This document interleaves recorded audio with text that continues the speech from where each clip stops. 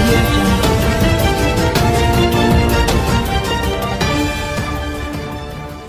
Confusion దేనికి?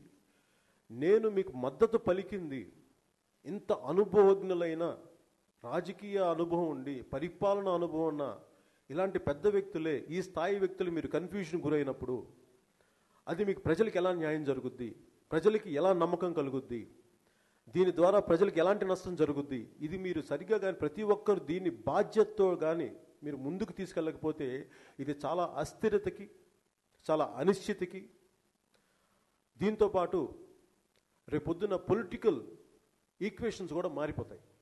అందుకని దయచేసి దీన్ని మీరు ప్రత్యేకించి ఈ అవగాహన కోసం ప్రజలకి పూర్తిగా తెలియజేయడానికి దీన్ని పెద్దలందరికీ దీని మీద వారికి చర్చించి వారు కూడా దాదాపు ఇలాంటి పరిస్థితుల్లోనే అన్నీ ఈ వర్డింగ్ నాకు లేదు కానీ రిపోర్టు నేను ఉన్నాను దీంట్లో, కాకపోతే ఈ వర్డింగ్ ఎగ్జాక్ట్ నాకున్న అవగాహన ఏంటంటే మన ఈ మధ్యన కూడా అరుణ్ జైట్లీ గారు అంటున్నారు 2014 రావాల్సిన ఎరియర్స్ ఇంకా మేము 2 ప్రభుత్వాలు ఇంకా దాని మీద ఒక స్పష్టమైన అవగాహన రావలేదు, ఇంకా మేము ఆలోచిస్తున్నాం దాని మీద అని చెప్పారు.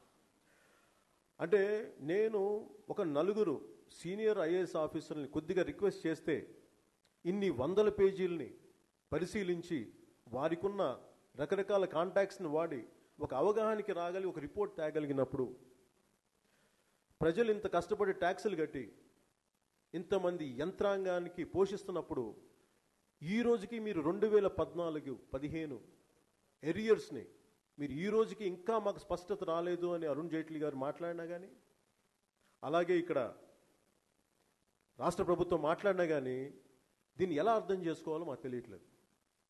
అంటే మీరు కావాలని చేస్తున్నారా, లేదా మీకు అవగాహన రాహిత్యంతో చేస్తున్నారా, లేదంటే అంత కెపాసిటీ లేదా, ఈ సమాధానం చెప్పడానికి మీరు ఇష్టపడట్లేదా?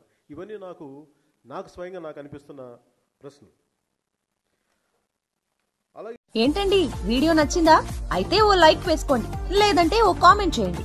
ఎప్పటికప్పుడు మా వీడియోస్ చూడాలంటే సబ్స్క్రైబ్ చేసుకోండి.